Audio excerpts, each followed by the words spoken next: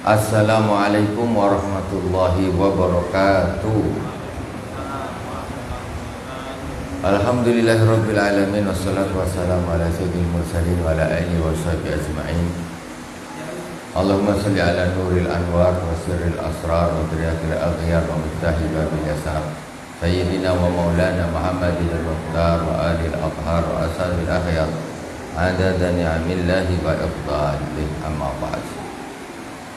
Jamaah musalla Jannatul Firdaus yang dirahmati Allah Subhanahu wa taala, kaum muslimin dan muslimat di mana saja berada yang dirahmati Allah.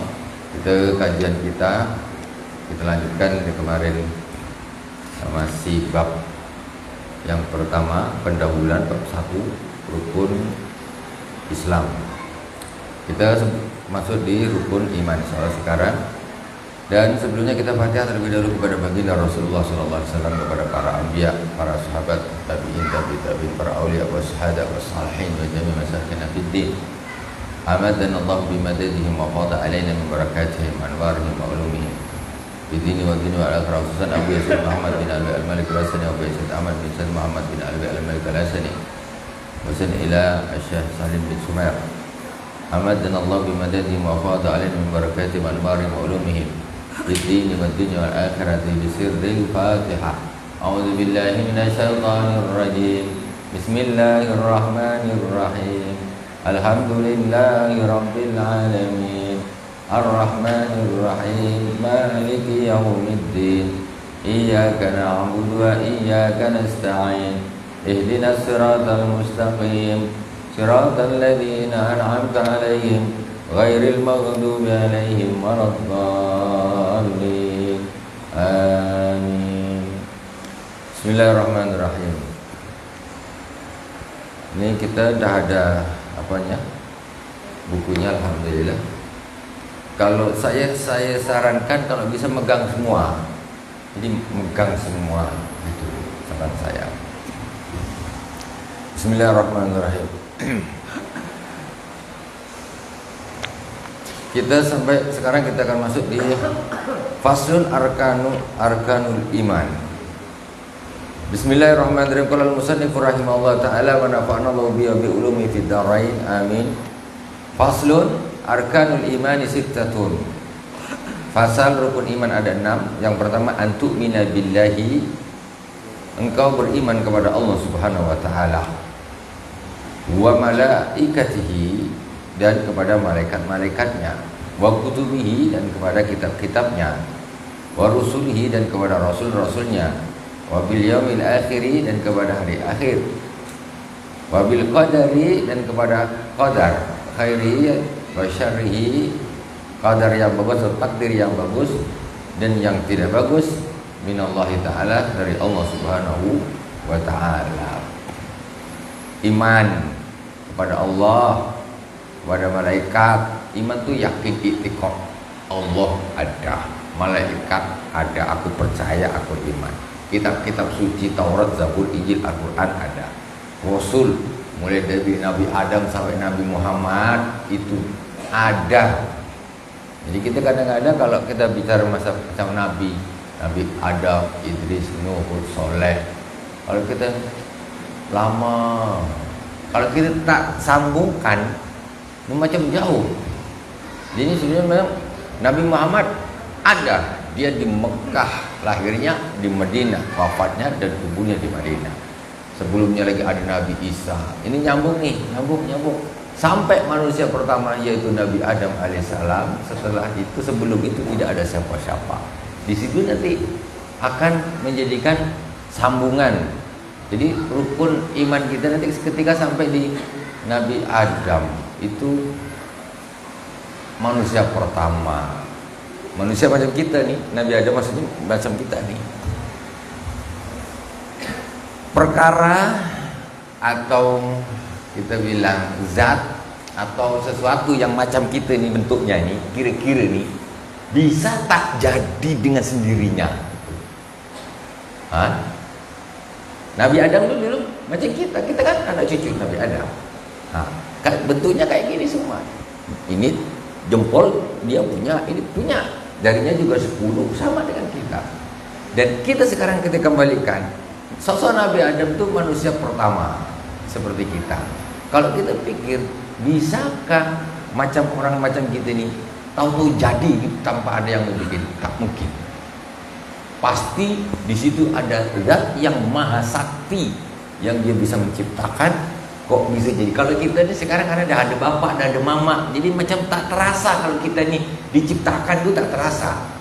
Tapi coba Nabi Adam dulu, manusia seperti kita, tahu-tahu kok bisa ada tuh macam mana? Apa mungkin terbelah kayu tentu ada? Walaupun terbelah kayu tentu ada yang bikin, tentu ada yang bikin. Bumi terbelah terjadi Nabi Adam, tentu ada yang bikin juga. Tak mungkin tidak ada. Itu berarti ada di situ, di balik itu ada satu kekuatan yang maha dahsyat, maha canggih, sangat canggih. Canggih macam mana? Sampai hari ini tak usah kan bilang nak bikin manusia, bikin darah saja tak bisa. Sampai hari ini mana ada yang bisa bikin darah? Tak ada. Tak usah bikin manusia. Yang bisa bikin kecap bisa, darah tak bisa. Sampai hari ini orang nak bikin kulit tak ada yang bisa. Bikin gigi palsu tak akan sama, tidak akan sama. Kok Allah ini sangat canggih dan tidak ada manusia yang bisa menandinginya. Itu membuktikan bahwa kita ini bukan ciptaan manusia. Kalau kita nih yang membuat kita ini manusia, hari ini ada orang bikin manusia lebih canggih lagi, bikin dia. Nah, disitulah akan iman kepada seorang pencipta, yaitu Allah Subhanahu wa Ta'ala. Setelah itu malaikat, kita percaya malaikat, hujan apa segala macam. Ini malaikat Mikail, belum pencin. Jangan dikira malaikat Mikail pencin. Dah belum pencin sampai hari kiamat. Yang ngatur hujan, angin ini semuanya malaikat Mikail. Israel. Jangan percaya cuma sama malaikat Israel. Itu aja. Karena banyak buktinya ya. Rekodnya malaikat Israel ini banyak orang kaya percaya malaikat Israel ada malaikat. Dan malaikat Israel itu jelas ada. Buktinya apa? Ketika orang meninggal, kita tidak bisa membedakan. Maksudnya orang yang masih jasad, orang yang masih ada nyawanya dengan tak ada nyawanya, mana kita bisa bedakan? Nah, maksudnya ketika orang tergeletak sama, tidak ada bedanya. Cuma yang ini di dalamnya ini masih ada ruhnya, di sini dah tak ada. Gitu. Kemana larinya ruh tuh? Sekarang bapak aku tanya, ruh bapak letaknya di mana? Letaknya di mana? Di sini, sini, apa di sini? Kita nih letak ruh kita aja kita tak tahu. Bayangkan, macam mana kita tak lemah? Kita sangat lemah. Makanya ada satu perdebatan, Allah berada di mana? Allah berada di mana? Jadi kita tak usah bahas Allah tuh ada di mana. Tak usah Allah kita bahas. Ruh kita aja kita tak bisa tahu ada di mana. Di kat jempol sini roh nih, pencet, oh sakit udah kasih, potong jempol nak bilang masih hidup. Kata orang kalau orang ada di jantung, ada orang operasi jantung, diangkat jantung, orangnya masih hidup, nyawanya masih ada.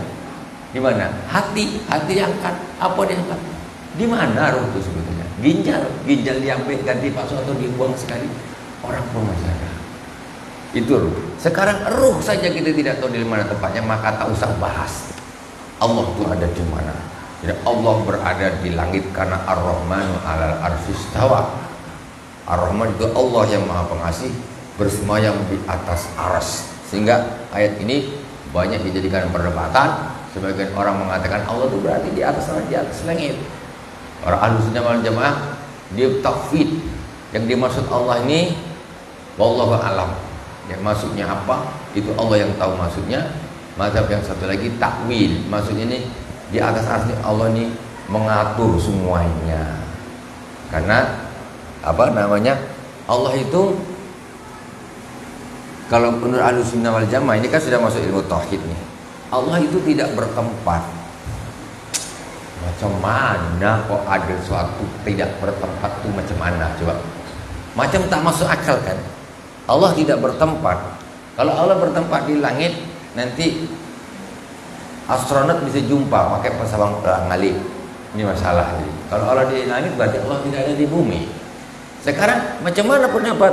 Ini Ahlussunnah wal Jamaah, Allah itu tidak bertempat karena Allah dan tempat itu Allah ada sebelum adanya tempat. Allah ini sedikit masalah tauhid nih. Allah dengan langit mana dulu? Tentu dulu Allah. Allah yang menciptakan langit dan bumi. Ketika Allah belum menciptakan langit dan bumi, Allah ada di mana? Ini bahasa tauhid. Ketika Allah, sekarang contoh, Allah menciptakan langit, Allah menciptakan bumi, kemudian Allah masuk ke dalamnya. Kecil tak Allah jadinya? Jadi Allah itu kecil, ya kan? Yang ciptakan bumi Allah, ciptakan langit Allah, berarti Allah berada di langit. Berarti Allah, kemudian Allah masuk ke langit ciptaannya. Jadi Allah itu kecil. Sekarang kalau kita mana Allah tidak bertempat. Macam mana ini pemahamannya? Balik ke tempat tadi. Roh kita ada tempatnya tak roh kita ini? Secara mana ada tempatnya Pak? Dicek di ronsen di dokter itu tak ada nampak. Tak nampak rohnya. Itulah saya bilang, kalau nak bilang di jantung diangkat, dicangkuk jantung, orangnya masih hidup. Dia sekarang contoh nih, ada orang jantungnya ditukar, yang ini tukar sana, itu nyawanya tak akan pindah, tetap tidak akan pindah. Nah, sekarang nyawa itu di jasad kitanya macam tak ada tempat, entah di mana kita pun tak tahu, apalagi Allah. Yang penting kita iman kepada Allah. Wallahu a'lam, ya. Wallahu a'lam itu apa, kita tidak usah mikir Allah itu di mana, di atas. Untuk apa sih dilibatkan seperti itu? Tidak perlu. Tapi memang lebih selamat. Wallahu a'lam apa yang dimaksud oleh Allah Subhanahu wa taala dengan Allah bersemayam di atas aras. Nah, kita tidak mazhab Ahlussunnah wal Jamaah itu Allah ini tidak sama dengan makhluk. Nah, tidak boleh disamakan dengan makhluk. Dan Allah itu tidak bertempat dan tidak punya waktu. Waktu yang menciptakan Allah Subhanahu wa taala. Kalau kita punya waktu, hari Senin, Selasa, Rabu, Kamis, Jumat, Sabtu, anak kecil lahir bayi, setelah 60 tahun berjenggot berubah, ya kan? Kita ini terpengaruh oleh waktu. Allah tidak terpengaruh oleh waktu. Allah yang dulu dengan sekarang sama, tak tambah tua. Apa pula Allah tambah tua menyanyah? Ada Allah tambah tua? Tidak. Karena Allah itu tidak berhubungan dengan waktu. Kita aja yang berhubungan dengan waktu. Besok di surga kita tak tambah tua. Umur rata-rata 30-an tahun dan tinggal di surga 1000 tahun pun tidak akan berubah. Kalau sekarang namanya uban, baru masih muda lagi. Di surga tak ada orang tua, tak ada yang di dalam surga, semuanya muda-muda semua. Dan sudah nggak ada hubungannya dengan waktu, maksudnya nggak ada tua-tua, nggak ada. Itu Allah Subhanahu wa taala buktikan apa? Allah kasih tahu ketika ceritanya Ashabul Kahfi. Ashabul Kahfi ini adalah Allah tunjukkan kepada manusia bahwa besok di akhirat itu ya seperti itu. Ashabul Kahfi itu masuk ke gua, tidur 309 tahun. 309 tahun dah berapa raja ganti, berapa rakyat ganti, bahkan cucunya yang keberapa pun dah mati. Dia baru bangun, perut lapar katanya, dia mencari makan, belanja, tengok ini duit tahun berapa ini. Dia ini tak tambah tua. Ashabul Kahfi itu ketika dia tidur sebelum 309 tahun itu dia muda, ketika dia bangun setelah ketambahan umur 309 tahun tetap sama, tidak tambah tua. Itu menunjukkan nanti di surga itu seperti itu. Dan itu Allah Maha Kuasa. Allah Maha Kuasa. Itu diantaranya hikmah cerita Ashabul Kahfi menunjukkan kepada manusia itulah kekuasaan Allah. Itu sebagai contoh nanti kehidupan di akhirat, di surga, yang mana manusia itu tidak akan bertambah tua, tetap aja. Macam kita kalau diakalkan macam tak masuk akal. Macam mana orang tak tambah tua, tak ada cerita. Macam tak masuk akal. Tapi Allah sudah buktikan di Ashabul Kahfi itu. Nah, ini contoh. Jadi kita iman kepada Allah, malaikat kita iman, kitab-kitab kita iman juga, nabi-nabi kita iman, Rasulullah kita iman, nabi itu lahir di Mekah, meninggal wafatnya di Madinah membawa risalah Islamiyah, itu memang betul-betul ada kuburannya sampai hari ini, ada, harus iman. Dan nabi-nabi yang lain, Nabi Musa dan sebagainya. Wabil yaumil akhir, iman kepada hari kiamat. Kalau iman kepada hari kiamat, hari kiamat atau hari akhir, otomatis dunia ini tidak akan pernah kekal. Tak mungkin. Orang dulu di Karimun tahun 90 saja rumah belum sebanyak Imperium, belum ada kan. Tahun 90 Imperium belum ada. Ini sudah ada. 50 tahun lagi perumahan itu penuh. Di Jawa penuh, di mana penuh, sawah-sawah jadi bangunan semuanya. Kita nak makan apa? Anak cucu kita tuh nak makan apa? Nak pindah ke bulan, nanam padi. Maka suatu saat ini bumi ini sekarang ini kuburan masih bisa dikapling. Kuburan ini mulai meninggal sampai beratus tahun tetap di situ. Besok tak bisa, sebentar gali isi lain, sebentar tak ada. Kalau kita nak pindah-pindah terus, ini kuburan semua isinya. Ini jadi isinya kuburan. Dan suatu saat nanti dunia ini akan penuh dengan bangunan dan sebagainya. Maka sudah otomatis kita berpikir bapak-bapak gini, contoh minyak ini, mobil kita ini pakai bensin, di balai pakai bensin, pakai solar Batam, di Jakarta, Surabaya, sampai Amerika, Cina, sampai India. Setiap hari itu berapa juta barel dihabiskan. Bumi kita ini disedot terus nih. Secara akal pasti habis tuh. Itu sudah pasti. Ketika bensin itu habis, kira-kira apa pertama yang terjadi?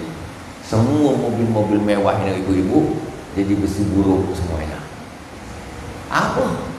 Nak beli mobil mewah, bensin tak ada. Dia bilang sekarang oke lah nak pakai listrik. Listrik kau pakai apa? Pakai diesel. Dieselnya pakai solar. Minyak bumi kembali. Makanya sekarang tak usah lomba-lomba beli mobil sangat. Nanti solar habis, besi buruk, kredit belum selesai, dekat parkir di rumah tak tahu kenapa tak ada orang jual bensin. Kita tak usah berani sampai habis. Di Karimun ini saja, seandainya 1 bulan saja BBM tak masuk, apa yang terjadi Pak?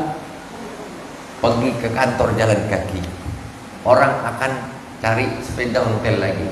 Kalau ada orang jual kuda lebih mahal daripada Pajero Sport, ya lah. Apalagi makan rumput. Makanya dikatakan besok menurut satu keterangan, di zaman Imam Mahdi turun, orang akan perang pakai pedang lagi. Kok bisa, kan negara maju sudah. Maju juga. Bensin habis, solar habis, minyak bumi habis. Nah apalagi kembali seperti semula lagi. Nah jadi sekarang kita nih mudah-mudahan aja lah bensin di Karimun ini tak putus. Kena putus 1 bulan ini gelap. PLN, PL habis semua, tak ada solar, mati semua. Jadi apa jadi kampung kita ini? Belum kiamat nih, baru solar, baru bensin habis. Dan itu sangat-sangat akan masuk akal nih. Sangat masuk akal. Perhatikan nanti umpamanya persediaan tinggal sedikit. Mesti yang akan diutamakan di kota-kota terpenting dulu. Kota yang gak penting atau supply, kita pakai Jakarta dulu, kita pakai Surabaya dulu, Hongkong dulu, yang lain gak dapat, gelap sedikit-sedikit. Kiamatnya tuh pelan-pelan. Nah, itu minyak bumi pasti dia akan habis. Kemudian matahari itu seperti lampu. Ini maksudnya apa? Untuk supaya diri kita ini yakin kiamat itu pasti jadi, tak mungkin tak jadi. Matahari itu kan seperti lampu ini, lampu LED ini limited. Dia sebentar pasti dia suatu saat dia akan mati, rusak, tak mungkin hidup terus. Matahari juga begitu, cuma matahari itu lampu besar gitu. Matahari itu lampu besar, tapi pasti itu suatu saat dia akan mati. Kalau dia dah mati, apa nak cerita kita? Gelap, siang sama malam sama, dan itu akan terjadi. Cobalah, mana mungkin matahari itu akan tetap bersinar terus? Tak mungkin. Semuanya ini akan berakhir dunia ini. Nah, maka ketika begitu, kemudian perjalanan matahari, bulan dan bintang ini sekarang lagi standar. Makanya ketika Allah Subhanahu wa taala memberi contoh gerhana, itu Rasulullah takut. Maksudnya gerhana ini siapa yang jamin itu dia bisa balik lagi? Coba berhenti gitu. Ada yang bisa narik pakai tadi? Panggil orang Jepang, tolong Pak, itu tarik biar keluar tuh matahari. Tak bisa. Makanya Rasulullah kalau gerhana tuh sholatnya lama, rukunya lama, sujudnya lama, panjang, beristighfar dan lain sebagainya. Seperti itu. Karena apa? Ini suatu saat pasti akan terjadi. Suatu saat ketika matahari cahayanya tertutupi, tak balik lagi. Tak balik lagi. Nah, matahari kita karena dimakan kuenya, silakan. Makan Pak, makan silakan. Tak apa-apa. Kalau tak saya makan. Kalau saya makan tak jadi ngaji lah. Ngaji. Nasib lah saya nasib. Tapi tak apa makan. Tak apa makan biar enak ngaji dia ya. Nah, itu kita kembali kepada ini. Kita sedang membahas macam mana kita ini supaya apa namanya? Kita ini supaya hidup di dunia ini tak terlalu ambisi. Orang ini kalau tak ingat kiamat, tak ingat mati, hidup di memang kerja. Duit. Itu aja pikir. Tak ada lain. Tak ingat mati lagi. Habis jauh. Coba kita pikir kiamat aja. Selesai. Alamak, nak cari dunia pun habis juga lama-lama. Nah ini. Dah. Itu tentang hari akhir ya, pasti terjadi. Matahari, bulan dan bintang sekarang berjalan masih normal. Makanya pada suatu saat nanti kata Rasulullah, tanda-tanda kiamat sangat sudah dekat. Matahari terbit dari arah barat. Dan itu sangat mungkin karena dia tak pakai tali. Jadi besok nih, sekarang dia arah timur terus nih. Nanti suatu saat kalau tak cahaya, dia terbit dari sana, berhenti ya. Semacam gerhana gini, tak tahu-tahu dia mestinya ke sana dibalik. Mau terbit dari sana, nangis dah. Kiamat pasti akan terjadi. Dan itu akan terjadi jelas. Tak mungkin dia akan gerak gini terus, tidak mungkin.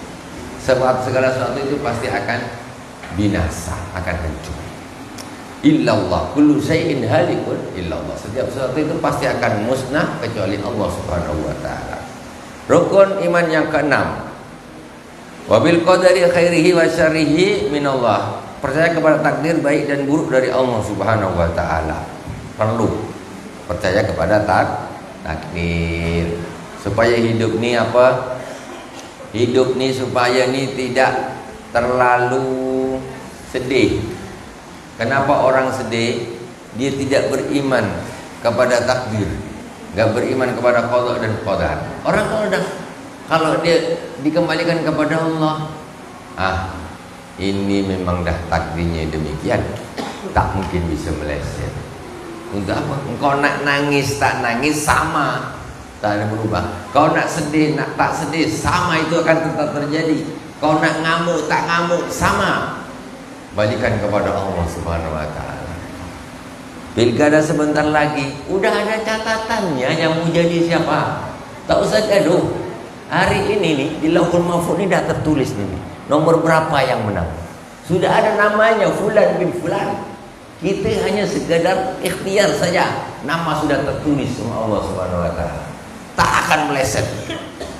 Jadi kita ini tak usahlah bergaduh. Kita bergaduh orang lain yang naik, tak guna. Ya kan? Tak guna. Kita disuruh pilih yang menurut agama yang ini yang betul ini. Jangan memilih, jangan karena nafsu. Memilih harus karena Allah, karena agama milih. Jangan karena nafsu, karena kepentingan, bukan karena Allah Subhanahu wa taala. Itu tak ada ibadahnya. Salah. Memilih itu adalah ibadah. Pilih karena Allah Subhanahu wa taala. Aku memilih karena Allah. Aku memilih karena Allah. Bismillah juga, tapi harus karena Allah. Gitu. Bismillah juga, tapi harus karena Allah. Di sini itu ya. Sekarang kalau tidak karena Allah ya tidak bisa. Jadi itu adalah satu ibadah. Jangan sampai ibadah itu dilakukan karena hawa nafsu. Seperti orang sholat duha, sholat apa, kalau nggak bisa sholat kok karena nafsu, biar dilihat orang, biar dipuji orang, ini jadinya tidak ibadah. Riya di dalam ibadah justru menambah dosa. Kita percaya kepada takdir. Besok yang jadi siapa dah, tak usah kelahi. Memang tulisannya engkau yang jadi, selesailah. Nah, gitu. Tak usah marah sama Allah ya, tak usah. Sudah ada jatahnya masing-masing. Tak akan pleasure. Dan kadang-kadang yang diinginkan kadang-kadang sesuai dengan keinginan kita, kadang-kadang tak sesuai dengan keinginan kita. Faslun wa makna la ilaha illallah. Makna pasal berikutnya, makna la ilaha illallah. Apa sih la ilaha illallah yang kita bisa baca? La ilaha illallah. Apa artinya? La ma'buda bihaqqin fil wujudi illallah. Tidak ada zat yang disembah dengan hak di dalam wujud kecuali Allah Subhanahu wa ta'ala. Enggak ada. Jadi istilahnya kalau yang disembah itu banyak, tapi yang hak cuma Allah Subhanahu wa ta'ala. Enggak ada yang disembah. Orang bilang Tuhan, ini Tuhan, Tuhan tapi bukan original. Maksudnya Tuhan yang asli, yang hak itu hanyalah Allah Subhanahu wa ta'ala. Tidak mesti yang dituhankan itu Tuhan. Kadang ada manusia dijadikan Tuhan, ya, pada malaikat dijadikan Tuhan, dianggap Tuhan. Matahari, ada orang yang nyembah matahari, ada orang yang nyembah api. Ini salah, ya. Walaupun itu menurut mereka Tuhan, tapi bukan hak, maksudnya bukan yang betul.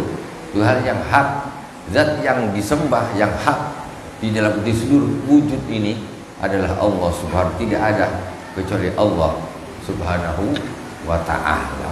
Yang lain bukan Tuhan. Walaupun dianggap Tuhan oleh manusia, tetapi dia bukan Tuhan yang sebenarnya, yang hak. Tuhan yang hak adalah Allah Subhanahu wa ta'ala. Selesai rukun iman. Masuk kita ke bab fikih, yaitu pembahasan tentang taharah. Kita taharah. Saya agak cepatkan sedikit, ya, biar cepat khatam, ya. Pembahasan tak terlalu melebar sangat. Kita taharah, bab atau kitab menerangkan tentang bersuci. Faslun alamatul bulughi thalathun. Fasal, tanda-tanda baligh itu ada 3. Tanda baligh ada 3. Jadi seorang ini dah balik ke belum? Dah balik ke belum? Ibu-ibu, bapak-bapak punya anak, laki-laki, perempuan. Ini dah balik ke belum anakku ni? Dah balik ke belum? Ini tanda-tandanya. Pertama, tamamu 15 sanatan fi dzakari wal unsa. Yaitu sudah cukup umur 15 tahun bagi anak laki-laki dan perempuan. 15 tahunnya ini bukan Masehi, tapi 15 tahunnya ini Hijriyah. 15 tahunnya ini Hijriyah. Ketika seorang anak Hijriyah dengan Masehi itu terpaut setiap tahun tuh 12 hari. Setiap tahun 12 hari. Nah, sekitar itu. Jadi setiap 30 tahun selisihnya 1 tahun. Kalau bapak umurnya 60 tahun, ya, 60 tahun Masehi, itu kalau umur Hijriyahnya 62 tahun. Selisih, nah, selisih berbeda, ya, tidak sama. Jadi ini hitungannya di sini adalah 15 tahun Hijriyah. Itu berarti sekitar apa? Per 30 tahun. Per 30 tahun itu selisihnya 1 tahun, ya. Seorang ibu-ibu yang umur 30 tahun Masehi itu 31 tahun Hijriyah. Itu berarti setiap 30 tahun 1 tahun. Setiap 15 tahun itu berarti selisihnya setengah tahun. Berarti anak yang berumur 14 tahun setengah itu sudah balik. Anak laki-laki ataupun perempuan sudah haidkah dia? Belum haidkah dia yang perempuan ini? Laki-lakinya juga begitu. Apakah dia sudah mimpi basah dan belum? Pokoknya kalau dia sudah berumur 14 tahun, kalau masih saya bilang 14 tahun masih plus 6 bulan, ya, bukan 15 tahun Hijriyah, itu udah kebablasan lewat 6 bulan. Nah, itu berarti sudah balik. Tak usah nunggu haid, Bu. Kalau anak perempuan dah umur 16 tahun kok belum haid, itu tetap dia sudah balik.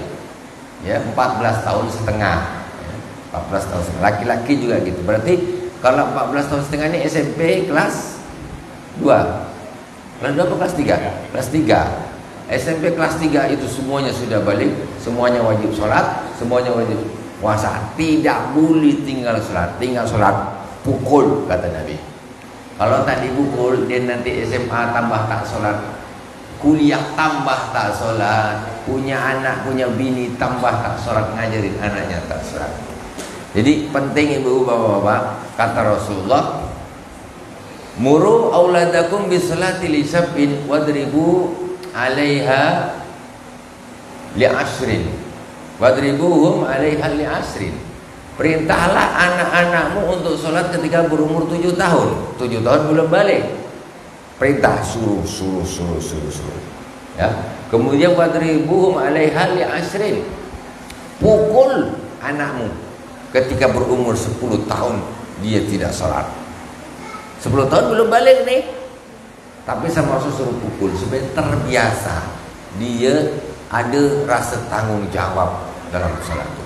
Kalau bapak-bapak dan ibu-ibu punya anak 10 tahun tak sholat, dibiarkan saja, jaga-jagalah, dia akan jadi seorang yang balik dan baligha, akan menyepelekan sholat.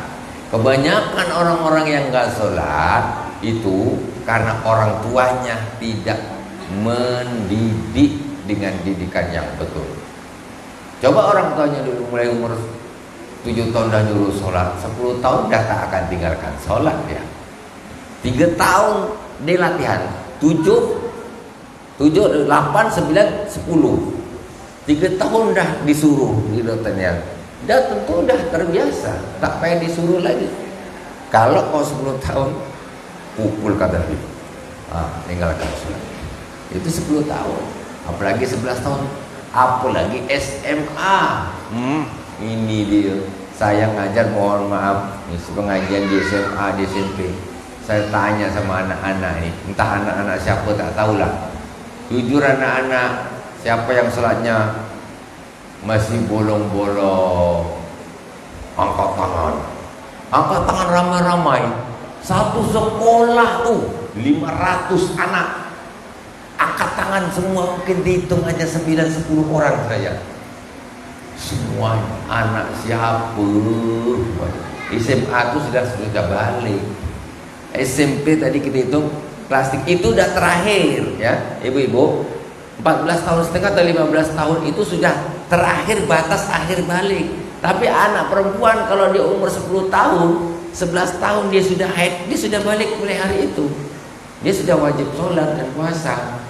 Nah, anak laki-laki umpamanya umur 12 tahun, dia punya mimpi basah, berarti dia sudah mulai 12, tak nunggu 15 tahun.